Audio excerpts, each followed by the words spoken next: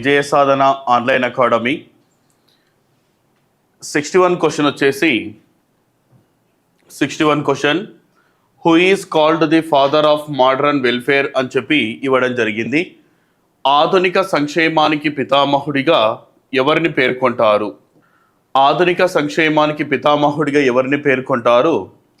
ఒకటి వచ్చేసి టెక్మోస్, తర్వాత వచ్చేసి Marshall, next William Beveridge and case అని చెప్పి ఇవ్వడం జరిగింది. ఈ వ్యక్తిని ఆధునిక సంక్షేమానికి పితామహుడిగా పేర్కొనడం జరుగుతుంది.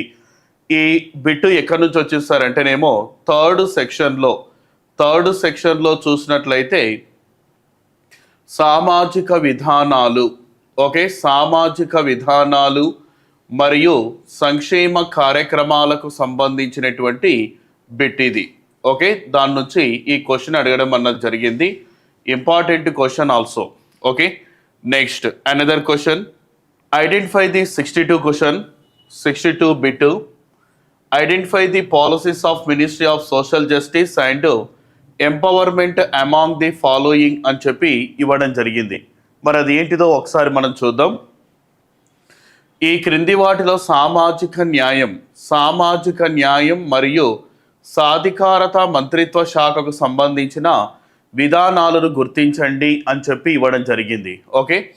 నేషనల్ డిజబిలిటీ పాలసీ 2006 అని, జాతీయ దివ్యాంగుల విధానము 2006, నేషనల్ ఓల్డేజ్ పాలసీ 1999, వృద్ధాప్య విధానం 1999, నేషనల్ యూత్ పాలసీ 2014, జాతీయ యువజన విధానం, నేషనల్ ఉమెన్ ఎంపవర్మెంట్ పాలసీ 2001, జాతీయ మహిళా సాధికారత విధానం 2001 అని చెప్పి ఇవ్వడం జరిగింది. అయితే ఇక్కడ క్వశ్చన్ వచ్చేసి దేనికి సంబంధించేస్తారంటే సామాజిక న్యాయము, తర్వాత వచ్చేసి సాధికారత మంత్రిత్వ శాఖకు సంబంధించిన దాంట్లో కరెక్ట్ ఆప్షన్స్ ఏంటివి అంటే మనకు బి, తర్వాత వచ్చేసి డి. ఈ రెండు కూడా సాధికారత, సామాజిక న్యాయానికి సంబంధించినటువంటి అంశాలు. అంటే first option is right answer అన్న పాయింట్ గుర్తుపెట్టుకోవాలి. Next another question 63 bit, what is the recruitment system recently introduced by the central government in 3 armed forces అని చెప్పి ఇవ్వడం జరిగింది. కేంద్ర ప్రభుత్వం ఇటీవల 3 సాయుధ దళాలలో ప్రవేశపెట్టిన నియామక వ్యవస్థ ఏది? సెంట్రల్ గవర్నమెంట్ ఆఫ్ ఇండియా మొత్తము 3 రకాల స్కీమ్స్ గురించి ఒకసారి మనం చూస్తే, ఒకటి వచ్చేసి ఏంటి సార్ అంటే ఎన్సిసి కావచ్చు, తర్వాత ఎన్ఎస్ఎస్ కావచ్చు, నెక్స్ట్ వచ్చేసి ఎన్జిఓ కావచ్చు, నెక్స్ట్ వచ్చేసి ఇంకొక స్కీమ్ ఏంటిది అంటే అగ్నిపత్ అని గుర్తుపెట్టుకోవాలి. అగ్నిపత్. ఈ ఎన్సిసిని ఎప్పుడు ఫార్మేషన్ చేసిందంటే 1948. దీని యొక్క ఫౌండర్ వచ్చేసి హెచ్ఎన్ కుంజ్రు అని గుర్తుపెట్టుకోవాలి. ఎన్ఎస్ఎస్ చూసినట్లయితే 1969లో ఏర్పాటు చేసిండ్రు. వికేఆర్వి రావు దీనిని ఏర్పాటు చేయడం జరిగింది. నెక్స్ట్ ఎన్జిఓ అని ఉంది, national green organisation. National green organisation 2001లో స్టార్ట్ చేసిండ్రు. అగ్నిపథ్ను 2022లో దీనిని స్టార్ట్ చేయడం జరిగింది. ఇవన్నీ కూడా ఏంటివి సార్ అంటేనేమో భారతదేశంలో యువతను ఉద్దేశించి ఏర్పాటు చేసినటువంటి కొన్ని ప్రత్యేకమైనటువంటి పథకాలు అన్న పాయింట్ గుర్తుపెట్టుకోవాలి. మరి కేంద్ర ప్రభుత్వం ఇటీవల 3 సాయుధ దళాల్లో ప్రవేశపెట్టిన నియామక వ్యవస్థ ఏంటి సార్ అంటే second option is right answer, Agnipath పథకం అని పిలుస్తారు. ఇందులో జాయిన్ అయినటువంటి వాళ్ళను ఏ పేరుతో పిలుస్తారు అంటే అగ్నివీరులు అనేటటువంటి పదంతో పిలవడం అన్నది జరుగుతుంది. అగ్నివీరులు అనేటటువంటి పదంతో మెన్షన్ చేస్తారు. Next another one 64th bit, who said the division of labour and economic introduction is the main feature of jajmani system అని చెప్పి ఇవ్వడం జరిగింది. జజ అంటే శ్రమ విభజన మరియు ఆర్థిక పరమైన పరస్పర ఆధారత్వం అనునవి జడ్జిమనీ వ్యవస్థ యొక్క ప్రధాన లక్షణము అని ఎవరు చెప్పారు అని చెప్పి బిట్టు ఫ్రేమ్ చేసిండ్రు. ఒకసారి మనం చూస్తే ఇక్కడ జజమనీ లేదా జజమాన్ సిస్టమ్ అని చెప్తున్నాము. ఈ జజమాన్ అనేటటువంటి పదము సంస్కృత భాషలోని యజమాన్ నుండి ఏర్పడింది. ఓకే, సంస్కృత భాషలో యజమాన్ అంటే అర్థం ఏంటిది అంటే యజ్ఞాలు చేసేవాడు అనేటటువంటి మీనింగ్ వస్తుందన్నమాట. అంటే జడ్జ్మనీ సిస్టము అంటే ఏంటిది అనేటటువంటి దాని గురించి మనం అబ్జర్వేషన్ చేస్తే, అంటే పెద్ద పెద్ద భూస్వాములు, రాజకీయ నాయకులు, తర్వాత జమీందారులు, వీళ్ళ కింద పనిచేసేటటువంటి సేవకులను, అంటే సేవకులకు యజమానికి మధ్య ఉండేటటువంటి సంబంధాల కలయికనే జడ్జ్మనీ సిస్టమ్ అనేటటువంటి పదాలతో మెన్షన్ చేయడం జరుగుతుంది.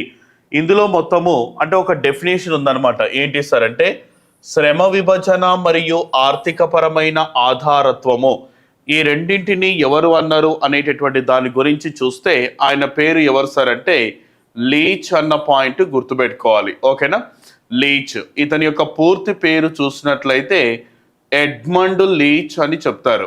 ఓకే, ఎడ్మండ్ లీచ్ ఈ వ్యక్తి పేర్కొనడం అన్నది జరిగింది. నెక్స్ట్ 65th క్వశ్చన్ చూసినట్లయితే 65th బిట్ ఒకసారి చూస్తే state the incorrectness of the characteristics of caste mentioned by AL Kroeber అని చెప్పి ఇవ్వడం జరిగింది. మరి క్రూబర్ గారు చెప్పిన కులానికి సంబంధించిన లక్షణాలలో సరికానిది తెలపండి అని చెప్పి ఇవ్వడం జరిగింది. చూద్దాం. Each caste has food rules, ప్రతి కులానికి ఆహార నియమాలు అనేటివి ఉంటాయి, కంపల్సరీగా ఉంటాయి. అంటే ఒక వ్యక్తి యొక్క కులము ఆహారము పానీయాల మీద కూడా డిపెండ్ అయి ఉంటుంది. ఎలా సారని చూస్తే ఇప్పుడు ఫర్ ఎగ్జాంపుల్ చతుర్వర్ణ సిస్టమ్ తీసుకుందాం. చతుర్వర్ణ సిస్టమ్ తీసుకుంటే బ్రాహ్మణులు, క్షత్రియులు, వైశ్యులు, శూద్రులు. ఇప్పుడు బ్రాహ్మణుల ఇంటి దగ్గర ఏదైనా ఫంక్షన్ జరిగితే శూద్రులు లాస్ట్లో మిగిలిపోయినటువంటి భోజనం అన్నది చేసేసి ఇంటికి వెళ్ళడం అన్నది జరుగుతుంది. అదే శూద్రుల ఇంటి దగ్గర ఏదైనా ఫంక్షన్ జరిగిందనుకో, ఎట్టి పరిస్థితుల్లో కూడా బ్రాహ్మణులు వీళ్ళ ఇంటి దగ్గరికి వెళ్ళడం కానీ తినడం కానీ అంతగా జరగదు. అంటే ఇక్కడ కంప్లీట్గా ఏంటి సార్ అంటే ఒక వ్యక్తి యొక్క కులము అనున్నది ఆహారము తర్వాత పానీయాలకు సంబంధించినటువంటి అంశము అని పాయింట్ కూడా గుర్తుపెట్టుకోవాలి. Next, there is a sense of purity and impurity between castes, కులాల మధ్య పవిత్రత మరియు అపవిత్రత అనే భావం అనేది కనబడుతుంది. Religious rituals are limited to some caste, అంటే కొన్ని కులాలకే మతపరమైన కార్యక్రమాలు పరిమితం అవుతూ ఉంటాయి. Correct option. తర్వాత third option also right answer. Some caste have their own special caste profession, కొన్ని కులాలే తనకంటూ ప్రత్యేకమైన కుల వృత్తిని కలిగి ఉంటుంది అని చెప్పి ఇవ్వడం జరిగింది. ఓకే, ఇది మాత్రము ఇతను క్రూబర్ అనేటటువంటి పర్సన్ చెప్పలేదన్నమాట. ఓకేనా, ఇది. Next 66th bit, which of the following are the main advantages of joint family system. Okay, ఉమ్మడి కుటుంబ వ్యవస్థ యొక్క ప్రధాన అనుకూలత అంశాలు ఏంటివి? ఓకే, జాయింట్ ఫ్యామిలీస్ అంటే మామూలుగా అక్కడ చూసినట్లయితే ఒక 2 లేదా 3 తరాల కుటుంబ సభ్యులు కలిసిమెలిసి ఒకే దగ్గర నివాసాన్ని ఏర్పాటు చేసుకొని ఉంటే దానిని మనం ఉమ్మడి వ్యవస్థ అని పిలుస్తారు. కానీ ప్రెసెంట్ సిచ్యువేషన్లో ఉమ్మడి వ్యవస్థ అనేటటువంటి కుటుంబానికి సంబంధించిన ఆనవాళ్ళు ఎక్కడ కూడా కనబడడం లేదు. ప్రెసెంట్గా న్యూక్లియర్ ఫ్యామిలీ లేదా కేంద్రక కుటుంబం మాత్రమే కనబడుతుంది. అది కూడా ఏంటి సార్ అంటే ప్రెసెంట్గా కుటుంబము అంటే భార్య, తర్వాత వచ్చేసి భర్త మరియు వారి యొక్క సంతానం, ఈ ముగ్గురు కలిసిమెలిసి ఒకే దగ్గర నివాసం ఉంటే దానినే న్యూక్లియర్ ఫ్యామిలీ లేదా కేంద్రక కుటుంబము అని పిలుస్తారు. అంటే ఇప్పుడున్న ప్రెసెంట్ సిచ్యువేషన్లో చూస్తే జాయింట్ ఫ్యామిలీస్ అనేటివి ఎక్కడ కూడా కనబడడం లేదు. అన్నీ కూడా కేంద్రక కుటుంబాలు, న్యూక్లియర్ ఫ్యామిలీస్ మాత్రమే ప్రెసెంట్గా కనబడుతున్నవి అన్న పాయింట్ గుర్తుపెట్టుకోవాలి. Okay, wife and husband, her children's. These are called nuclear families అనేటటువంటి పదాలతో మెన్షన్ చేయడం అన్నది జరుగుతుంది. ఓకే, మరి యొక్క ఉమ్మడి కుటుంబానికి సంబంధించినటువంటి ఒక డెఫినేషన్ ఉంటుంది. ఆ డెఫినేషన్ ఏంటిది సార్ అంటేనేమో, ఒకే ఇంటి కింద లేదా ఒకే ఇంట్లో కలిసిమెలిసి నివసిస్తూ, తర్వాత ఒకే వంటగదిని ఉపయోగిస్తూ, ఓకేనా, ఒకే వంటగదిని ఉపయోగిస్తూ లేదా ఒకే వంటగదిలో చేసిన ఆహారాన్ని తింటూ, తర్వాత నెక్స్ట్ వచ్చేసి ఇక మనం అబ్జర్వేషన్ చేస్తే అందరూ కలిసి ఒకే ఆస్తిని అనుభవిస్తూ ఒకరికి ఒకరు బంధువులైనటువంటి సమూహమే ఏంటి సార్ అంటే ఉమ్మడి కుటుంబము అన్న పాయింట్ గుర్తుపెట్టుకోవాలి. ఓకే, ఒకే ఇంట్లో నివసిస్తూ ఒకే వంటగదిలో చేసిన ఆహారాన్ని తింటూ ఒకే ఆస్తిని అనుభవిస్తూ ఒకరికి ఒకరు బంధువులైనటువంటి సమూహాన్ని ఉమ్మడి కుటుంబము అని ఎవరు మెన్షన్ చేసిండ్రు అంటేనేమో మదర్ ఆఫ్ ఇండియన్ సోషియాలజీ. ఆమె పేరు ఎవరు అంటే ఐరావతి కార్వే అన్న పాయింట్ చూసుకోవాలి. ఈమెను మదర్ ఆఫ్ ఇండియన్ సోషియాలజీ అనేటటువంటి పాయింట్తో మెన్షన్ చేయడం అన్నది జరుగుతుంది. ఓకేనా, మదర్ ఆఫ్ ఇండియన్ సోషియాలజీ అని పిలుస్తారు. ఇట్ ప్రొవైడ్స్ సోషల్ సెక్యూరిటీ, సామాజిక భద్రతను కల్పిస్తుంది. డెవలప్మెంట్ ఆఫ్ గుడ్ క్వాలిటీస్, ఇది మంచి గుణాలను పెంపొందించడానికి దోహదం చేస్తుంది. తర్వాత it provides opportunity for leisure, ఇది తీరికకు అవకాశం కల్పిస్తుంది. All of the above, okay, మొత్తము అంటే ఉమ్మడి కుటుంబం యొక్క ప్రధాన అంశాలు ఏంటివి సార్ అంటే పైవన్నీ కూడా కరెక్ట్ సమాధానమే అని గుర్తుపెట్టుకోవాలి. Next another question. Next, which scientist called joint family as great home? Okay, ఉమ్మడి కుటుంబాన్ని గ్రేట్ హోమ్ అని ఏ శాస్త్రవేత్త పిలిచాడు? హెన్రీ మెయిన్, కేవర్, మెల్లీ అండ్ లీచ్. ఉమ్మడి కుటుంబాన్ని గ్రేట్ హోమ్ అని ఎవరు పిలిచిండ్రు సార్ అంటే హెన్రీ మెయిన్ అని గుర్తుపెట్టుకోవాలి. ఓకే, అసలు హెన్రీ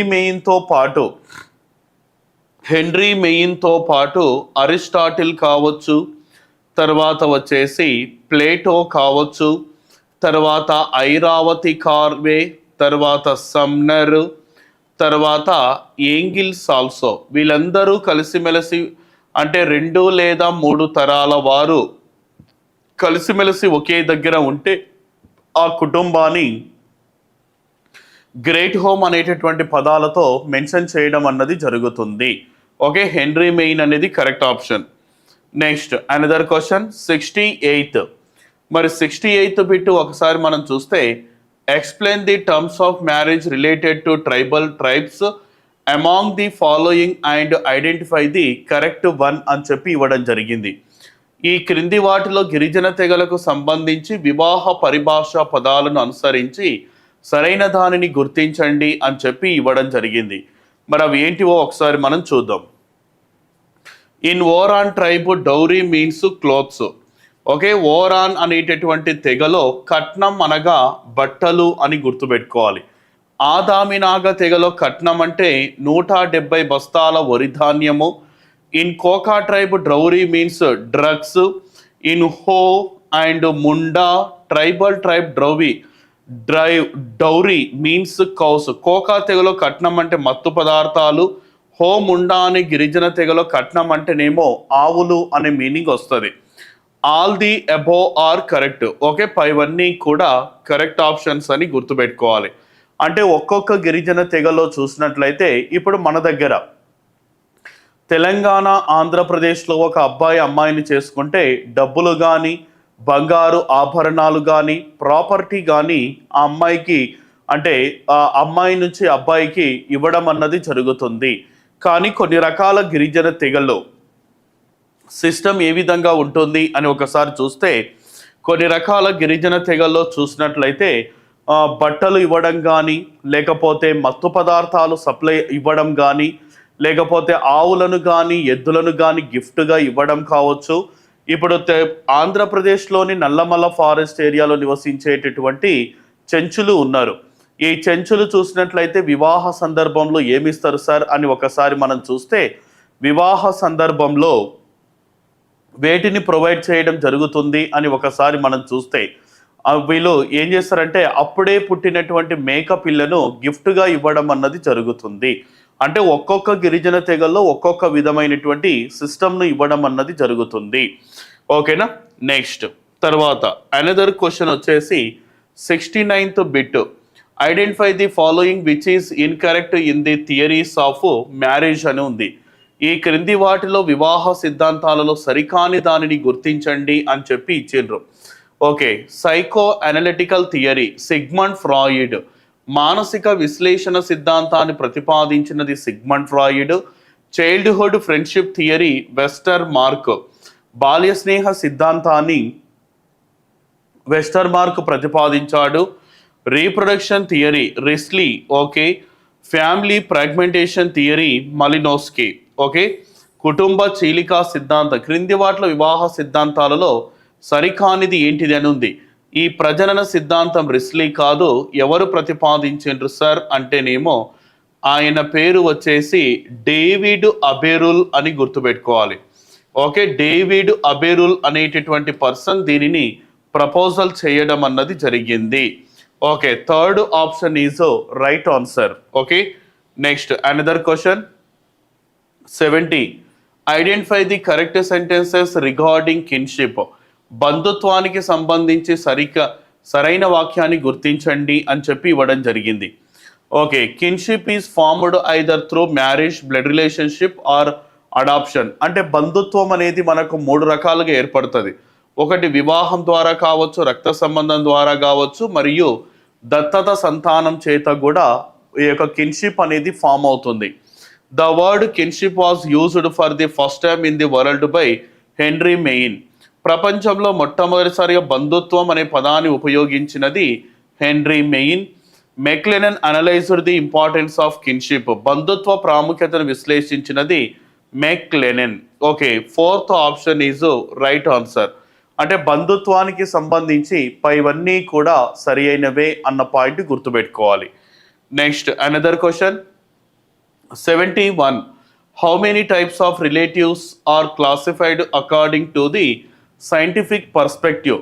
శాస్త్రీయ దృక్పథాన్ని బట్టి బంధువులను ఎన్ని రకాలుగా వర్గీకరించిండ్రు అంటే బంధువులను ఎన్ని రకాలుగా వర్గీకరించారు సార్ అంటేనేమో శాస్త్రీయ దృక్పథాన్ని బట్టి బంధువులను మొత్తం ఎన్ని రకాలుగా సార్ అంటే 4 రకాలు. 4 రకాలుగా వర్గీకరించినది ఎవరు సార్ అంటేనేమో ఐరావతి కార్వే అన్న పాయింట్ కూడా గుర్తుపెట్టుకోవాలి. ఓకేనా. ఐరావతి కార్వే. ఓకే. 4 రకాలుగా వర్గీకరించడం అన్నది జరిగింది. 72 question. What happens to the primary relatives of a persons secondary relatives. ఒక వ్యక్తి యొక్క ద్వితీయ బంధువుల యొక్క ప్రాథమిక బంధువులు ఆ వ్యక్తికి ఏమవుతారు అని చెప్పి బిట్టడడం జరిగింది. ఒకటి చూసినట్లయితే ఫాదర్ తీసుకుందాం, తర్వాత మన బాబాయ్ తీసుకుందాం, తర్వాత వచ్చేసి పిల్లలు. ఓకే. ప్రాథమిక బంధువులు, ద్వితీయ బంధువులు, తృతీయ బంధువులు మనకు అవుతారు. ఓకేనా. క్వశ్చన్ ఏమడింది, ఒక వ్యక్తి యొక్క ద్వితీయ బంధువులు. ఒక వ్యక్తి యొక్క ద్వితీయ బంధువులు అంటే వాళ్ళ తమ్ముని పిల్లలు ద్వితీయ బంధువులు అవుతారు. ఈ ద్వితీయ బంధువుల యొక్క ప్రాథమిక బంధువు అంటే వాళ్ళ నాన్న. ఈ నాన్న మన నాన్నకి ఏమవుతారు సార్ అంటేనేమో ప్రాథమిక బంధువుల కింద కన్వర్ట్ చేసుకోవాలి. Okay. First option is right answer. Next 73. Irawati Karve she examines the history of 3000 years and informs about the necessity of kinship in the country. Identify the correct one. Irawati Karve 3000 సంవత్సరాల చరిత్ర కాలాన్ని ఆమె పరిశీలించింది. దేశంలో బంధుత్వం యొక్క ఆవశ్యకత గురించి కూడా తెలియజేసి అందులో సరైన దానిని గుర్తించండి. Kinship terms in Indian language. భారతీయ భాషలో బంధుత్వ పదాల గురించి మెన్షన్ చేసింది. జీనియాలజీ, ఇన్హెరిటెన్స్ రూల్స్, వంశానుక్రమం, వారసత్వ నియమాలు చెప్పింది. Linguistic context differences between north Dravidian regions, marriage and family rules, భాషాపరమైన సందర్భం, ఉత్తర ద్రవిడియన్ ప్రాంతాల మధ్య తేడాలు, వివాహం మరియు కుటుంబ నియమాలు, all of the above are correct. Okay, fourth option is right answer. Okay, fourth option is right answer. ఇవన్నీ కూడా ఈమె దాదాపుగా ఐరావతి కార్వేను ఏమని పిలుస్తారంటే మదర్ ఆఫ్ ఇండియన్ సొసైటీ అని పిలుస్తారు. భారతదేశ సామాజిక వ్యవస్థలో 3000 సంవత్సరాల కాలాన్ని పరిశీలించి ఈమె బంధుత్వ విధి విధానాల గురించి రీసెర్చ్ చేయడం అన్నది జరిగింది. Okay, next another question, identify the incorrect. Okay, identify the incorrect pairing with respect to tribal groups అని ఉంది. గిరిజన తెగలకు సంబంధించి సరికాని జతను గుర్తించండి అని చెప్పి ఇవ్వడం జరిగింది. As of 2011, the total number of tribal tribes in India 705, 2011 ప్రకారం. ఓకే, 2011 ప్రకారం చూస్తే మొత్తము 705 గిరిజన తెగలు ఉన్నాయి. ఓకే, కానీ ఇప్పుడు 2023 నాటికి చూస్తే కొన్ని సర్వే రిపోర్ట్స్ 730 వరకు గిరిజన తెగలు ఉన్నట్లుగా గుర్తించడం జరిగింది. అత్యధికంగా ఎక్కువగా గిరిజన తెగలు ఉన్నటువంటి రాష్ట్రం ఏది సార్ అంటే ఒడిస్సా అన్న పాయింట్ గుర్తుపెట్టుకోండి. Okay, next the state with the largest ST population Madhya Pradesh. Okay, largest ST జనాభా అధికంగా ఉన్న రాష్ట్రము Madhya Pradesh. Total number of PVTG in Andhra Pradesh 7. The state with most tribal tribes, అధికంగా గిరిజన తెగలు ఉన్న రాష్ట్రం గోవా. మరి గోవాలో కాదు, అధికంగా ఉన్న రాష్ట్రం ఏది అంటేనేమో మధ్యప్రదేశ్. అంటే ఇందులో సరికానిది ఏది అంటేనేమో ఫోర్త్ ఆప్షన్ అన్నది సరికానిది. ఓకేనా, next another question 75th, mark the correct sentences regarding population details of Andhra Pradesh ST. Andhra Pradesh ST జనాభా వివరాలకు సంబంధించి సరి అయిన వాక్యాన్ని గుర్తించండి అని చెప్పి ఇవ్వడం జరిగింది. Okay, Andhra Pradesh ST population 27,39,919. Okay, literacy also 48.83%. Tribal sex ratio also correct option. All of the above are correct. Okay, fourth option is right answer. Okay, 75th also fourth option. 76th bit, total number of cases of domestic. Okay, total number of cases of domestic violence reported from 2001 to 2018. 2001 నుంచి 2018 వరకు నమోదైన మొత్తం గృహహింసల సంఖ్య. ఈ గృహహింస చట్టం ఎప్పుడు చేసిండ్రు సార్ అంటేనేమో 2005. ఈ గృహహింస చట్టము ఎప్పుడు అమలులోకి వచ్చింది అంటేనేమో 2006 నుంచి అమల్లోకి వచ్చింది. NCRB national crime records bureau వాళ్ళు చెప్పినటువంటి కాన్సెప్ట్ ఏంటి అంటే 2001 నుంచి 2018 వరకు అంటే 17 సంవత్సరాల కాలంలో మొత్తము ఎన్ని నమోదైనాయి సార్ అంటేనేమో 15,48,548 గృహహింస కేసులు అనేటివి నమోదు కావడం అన్నది జరిగింది. Okay, next another question 77. Okay, 77th bit, identify the wrong thing about Azad movement. Azad మూమెంట్కు సంబంధించి సరికానిది ఏంటిదని చెప్పి అడిగిండు. ఈ ఆజాద్ మూమెంట్ అంటే 1920వ సంవత్సరంలో మహారాష్ట్రలోని మంగ్రోల్ అండ్ దస్తగిర్ అనేటటువంటి ప్రాంతంలో అమరావతి అనేటటువంటి జిల్లా ఉంటుంది.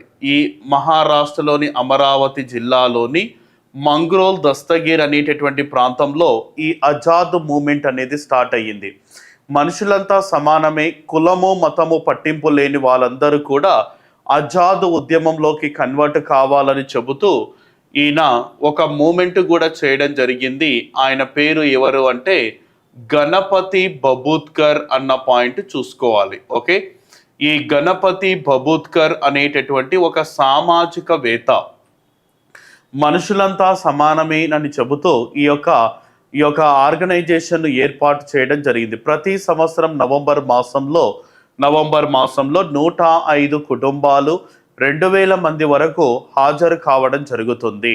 అంటే స్కూల్ సర్టిఫికేట్లో కావచ్చు, బర్త్ సర్టిఫికేట్లో కావచ్చు, కులము మతానికి బదులుగా ఆజాద్ అనేటటువంటి పాయింట్ను మెన్షన్ చేయడం అన్నది జరుగుతుంది.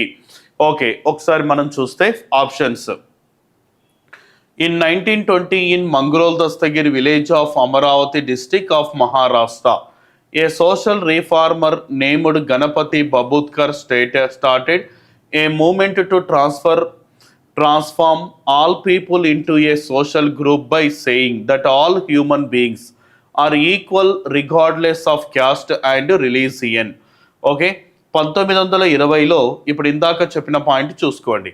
మహారాష్ట్రలోని మంగ్రోల్ దస్తగిరి అనేటటువంటి ప్రాంతంలో ఈ గణపతి బబూద్కర్ అనేటటువంటి సంఘ సంస్కర్త మనుషులంతా సమానమేనని చెబుతూ ఈ యొక్క ఆజాద్ మూమెంట్ను తీసుకురావడం జరిగింది. Many people in Madhya Pradesh and Vidarbha ఎక్కడ సార్ అంటేనేమో Maharashtra region liked the message of Ganapati Babudkar సందేశం నచ్చి మధ్యప్రదేశ్ విదర్భ ప్రాంతంలో చాలామంది ఇందులో కలిసిపోయిండ్రు. దాదాపుగా ఎన్ని కులాల వారు కలిసిపోయిండ్రు సార్ అంటే 18 కులాల వాళ్ళు కలిసిపోవడం అన్నది జరిగింది. ఇది కూడా కరెక్ట్ ఆప్షనే. Even now the meeting is held in November every year in the premises of the temple built by Ganapati Babudkar in Mangrol. ఇప్పటికీ మంగ్రోల్లోని గణపతి బబూద్కర్ ఆలయంలో ప్రతి సంవత్సరం కూడా ఈవెంట్ అనేది నవంబర్లో జరుగుతూనే ఉంటుంది. మరి no caste no religion certificate పొందినది ఎవరు సార్ అంటేనేమో ఎవరు గణపతి బబూద్కర్ కాదు. నో క్యాస్ట్ నో రిలీజియన్ అనేది ఈ యొక్క ఆజాద్ మూమెంట్కి సెట్ కాదు. Okay, no caste no religion certificate పొందినది ఎవరు సార్ మన దేశంలో అంటే ఆమె పేరు స్నేహ పార్థీ బరాజా గారు భారతదేశంలోనే మొట్టమొదటిసారిగా 2019 ఫిబ్రవరి 5వ తారీఖున no caste no religion certificate పొందడం అన్నది జరిగింది. Okay, next 78th bit. Identify the incorrect pair of details related to the most important incidents against Dalits in India. భారతదేశంలో దళితులపై జరిగిన అతి ముఖ్యమైన సంఘటనలు వాటికి సంబంధించి సరికాని జత ఏంటిది అని చెప్పి ఇవ్వడం జరిగింది. కారంచేడు ఇన్సిడెంట్ 1985. ఓకే, పూలం దేవి సంఘటన 1981, రణ్వీర్ సేన 1990, చుండూరు ఇన్సిడెంట్ 1990 అని చెప్పి ఇవ్వడం జరిగింది. ఓకే, సరికానిది ఏంటి సార్ అంటే చుండూరు సంఘటన అన్న పాయింట్ గుర్తుపెట్టుకోవాలి.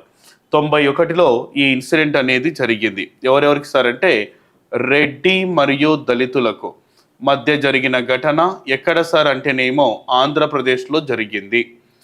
నెక్స్ట్ 79th బిట్ చూద్దాం. Identify the correct details regarding child labour statistics in 2011.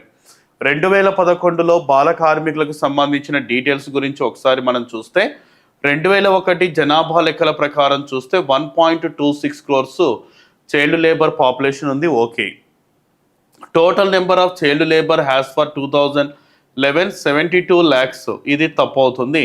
2011లో చూస్తే 43.53 లక్షల మంది ఉన్నారు.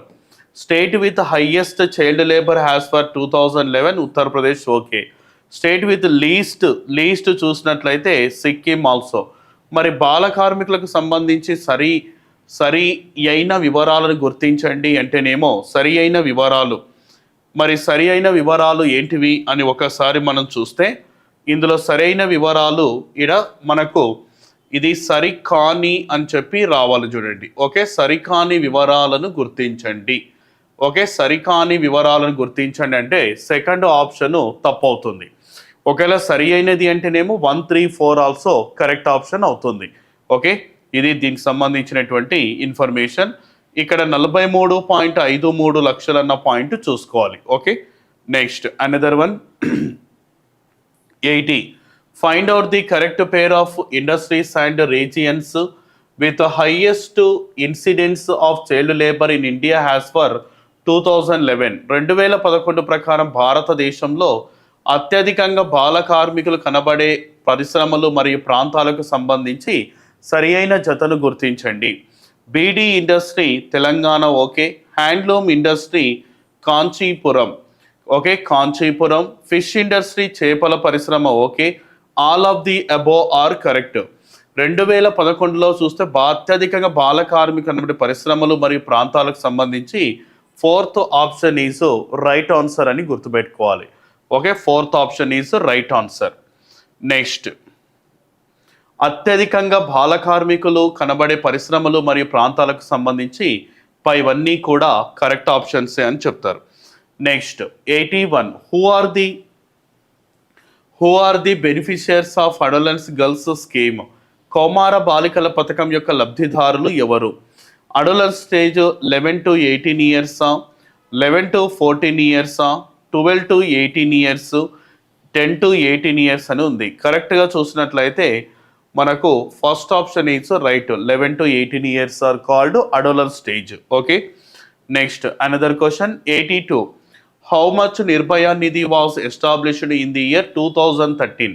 2013వ సంవత్సరంలో ఎంత మొత్తంలో నిర్భయ నిధిని ఏర్పాటు చేయడం జరిగింది అంటే 1000 కోట్లతో నిర్భయ నిధిని ఏర్పాటు చేయడం జరిగింది. ఈ ఇన్సిడెంట్ ఏంది అన్న దాని గురించి చూస్తే, అమ్మాయి పేరు అంటే నిర్భయ అసలు పేరు చూసినట్లయితే అమ్మాయి పేరు జ్యోతి సింగ్ పాండే. ఓకేనా, జ్యోతి సింగ్ పాండే అనేటటువంటి ఆవిడ. ఈమె పారామెడికల్ స్టూడెంట్ ఆల్సో. ఈ యొక్క జ్యోతి సింగ్ పాండే ఇన్సిడెంట్ డిసెంబర్ 16, 2012 జరిగింది. డిసెంబర్ 16, 2012. దీని మీద 2012 డిసెంబర్ 26వ తారీఖున సెంట్రల్ గవర్నమెంట్ ఏర్పాటు చేసినటువంటి కమిషన్ ఏంటిది అంటే ఉషా మెహ్రా కమిషన్ అన్న పాయింట్ గుర్తుపెట్టుకోవాలి. ఉషా మెహ్రా కమిషన్ను సెంట్రల్ గవర్నమెంట్ ఏర్పాటు చేయడం అన్నది జరిగింది. ఓకేనా, ఇది దీనికి సంబంధించింది. 1000 కోట్లతో నిర్భయ నిధిని ఏర్పాటు చేసిండు. అంటే ఏదైనా ఇన్సిడెంట్ జరిగినప్పుడు, యాసిడ్ దాడి చేసినప్పుడు కావచ్చు, తర్వాత అత్యాచారం చేసినప్పుడు, పాక్షిక అంగవైకల్యం, పూర్తి అంగవైకల్యం జరిగినప్పుడు ఈ యొక్క 1000 కోట్లు సెంట్రల్ గవర్నమెంట్ వాళ్ళకు ఫండింగ్ రూపంలో ఇవ్వడం అన్నది జరుగుతుంది. Next 83 bit. 83 బిట్ చూసినట్లయితే క్రింది వాటిని జతపరచండి. ఓకే, ఈ క్వశ్చన్ దేనికి సంబంధించింది సార్ అంటేనేమో టోల్ ఫ్రీ కాంటాక్ట్స్ గురించి చూసుకోవాలి. ఓకే, టోల్ ఫ్రీ నెంబర్స్ 1098 దేనికి సంబంధించినది అంటే ఓకే 1098 మరి ఏం దానికి సంబంధించిన దాంట్లో చూద్దాం. హింసను అనుభవిస్తున్న మహిళలు అని చెప్పి ఇవ్వడం జరిగింది. తర్వాత వచ్చేసి ఉన్న బాలలు 180 తర్వాత వీటికి సంబంధించిన దాంట్లో ఒకసారి మనం చూద్దాం. 1098, 181, 1800111311, 1091 వీటికి సంబంధించినటువంటి కాన్సెప్ట్ గురించి ఒకసారి మనం చూద్దాం. 1098 విపత్కర పరిస్థితుల్లో ఉన్న బాలలకు సంబంధించినటువంటి టోల్ ఫ్రీ నెంబర్. తర్వాత 181 హింసను అనుభవిస్తున్నటువంటి మహిళలకు సంబంధించినటువంటి టోల్ ఫ్రీ నెంబర్. ఇప్పుడు Disha toll free number also 181. తెలంగాణలో ఏర్పాటైనటువంటి SHE teams toll free number also 181. ఇప్పుడు నిర్భయకు సంబంధించినటువంటి ఢిల్లీలో మహిళల రక్షణ కోసం కూడా టోల్ ఫ్రీ నెంబర్ ఏంటిది సార్ అంటేనేమో ఇదే ఉంది 180011. తర్వాత 1311 అడాప్షన్ అడ్వైజ్ దత్తత సలహాలకు సంబంధించింది. 1091 వచ్చేసి అఖిల భారత మహిళా సమీక్ష. Okay, first option is right answer. Okay, 83 first option. 84 Nayi Roshni. What is the objectives of Nayi Roshni scheme? Nayi Roshni పథకం యొక్క లక్ష్యం ఏంటి? Development of leadership qualities of minority women. Minority మహిళల యొక్క నాయకత్వ లక్షణాల అభివృద్ధికి సంబంధించినదా, నైపుణ్యాలకు సంబంధించినదా, విద్యాభివృద్ధికి సంబంధించినదా, లేకపోతే ఆర్థిక అభివృద్ధికి సంబంధించినదా? నయీ రోష్ని అనేటటువంటి స్కీమ్ ఎవరికి సంబంధించింది అంటే మైనారిటీలో లీడర్ క్వాలిటీస్కు సంబంధించినటువంటి కాన్సెప్ట్ అని గుర్తుపెట్టుకోవాలి. ఓకేనా, next another one 85 identify the correct points related to the protection of rights of persons with disabilities act. వికలాంగుల హక్కుల సంరక్షణ చట్టానికి సంబంధించిన సరి అయిన అంశాలను గుర్తించండి అని చెప్పి ఇవ్వడం జరిగింది. Disabled persons are classified into 21 types. Okay, next చట్టం సంబంధించిన సరైన అంశము. This act came into force 2017 తప్పు. తర్వాత this act came into force 2016 also wrong. 5% reservations also wrong. మనకు దేనికి సంబంధించింది సార్ అంటే 21 డిసీజెస్ అన్న పాయింట్ గుర్తుపెట్టుకోవాలి. ఓకే, 1995లో 7 రకాల వ్యాధులను సెంట్రల్ గవర్నమెంట్ గుర్తించింది. 2016లో చూస్తే 14. మొత్తం ఎన్ని సార్ అంటే 14 + 7 = 21. నెక్స్ట్ వచ్చేసి 86th bit. Kaka Saheb Kalelkar commission made which of the following recommendations. Kaka Saheb Kalelkar commission ఈ క్రింది వాటిలో ఏ సూచనలు చేసింది? Okay, the 1961 census carried out caste representation. 1961 జనాభా లెక్కల ప్రకారం చూస్తే కుల ప్రాతిపాదికన చేపట్టింది అని చెప్పి ఇవ్వడం జరిగింది. Okay, 25% of class 1 job, 33% of class 2 jobs and 40% of class 3 jobs should be reserved in government job sector. ప్రభుత్వ ఉద్యోగ రంగంలో క్లాస్ 1 ఉద్యోగాల్లో 25%, క్లాస్ 2 ఉద్యోగాల్లో 33%, క్లాస్ 3 ఉద్యోగాల్లో 40% రిజర్వేషన్స్ కల్పించాలి. A socially background caste should be identified according to the status of the caste in the Hindu society. Hindu సమాజంలో కులం యొక్క హోదాను బట్టి సామాజిక వెనుకబడిన కులాన్ని గుర్తించాలి. ఓకే, పైవన్నీ కూడా కరెక్టే. 4th option is right answer. ఇక్కడ 2 పాయింట్లు గుర్తుపెట్టుకోండి. భారతదేశంలో మొట్టమొదటిసారిగా ఓబీసీ అంటే వెనకబడిన తరగతులు అన్న పాయింట్ ఇంపార్టెంట్. భారతదేశంలోనే మొట్టమొదటిసారిగా వెనకబడిన తరగతుల మీద నియమించిన కమిషన్ ఫస్ట్ కమిషన్ కాకా కాలేల్కర్ కమిషన్. రెండవ కమిషన్ ఏంటిది సార్ అంటేనేమో రెండవ కమిషన్ ఏంటిది అని ఒకసారి మనం చూసినట్లయితే మండల్ కమిషన్ అన్న పాయింట్ గుర్తుపెట్టుకోండి. ఓకే, నెక్స్ట్ వచ్చేసి 87. What is the annual income of their families under pre matric scholarship for SC students. SC విద్యార్థులకు ఫ్రీ మెట్రిక్ స్కాలర్షిప్ కింద వారి కుటుంబాలు సంవత్సరానికి ఎంత ఆదాయాన్ని కలిగి ఉండాలి? మోర్ దాన్ 1.2 lakhs అని ఉంది, 2 lakhs, 2.5, less than 2.5 lakhs. Okay, 4th option is right answer. Next question 88th bit. National programme for rehabilitation of persons with disability was started in which year. వికలాంగుల పునరావాసం కోసం జాతీయ కార్యక్రమం ఏ సంవత్సరంలో ప్రారంభించబడింది అంటే 1998.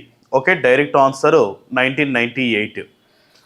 Next another question 89. Identify the correct sentences regarding the prime ministers of Jan Vikas programme. ప్రధానమంత్రి జన్ వికాస్ కార్యక్రమానికి సంబంధించి సరైన వాక్యాన్ని గుర్తించండి. Niti Aayog has recognised the scheme has the core scheme. Niti Aayog పథకంను కోర్సు స్కీమ్గా ప్రకటించడం జరిగింది. It will be implemented from 2021 to 22, 25 to 26 ఒకే వరకు అమలు చేయబడుతుంది.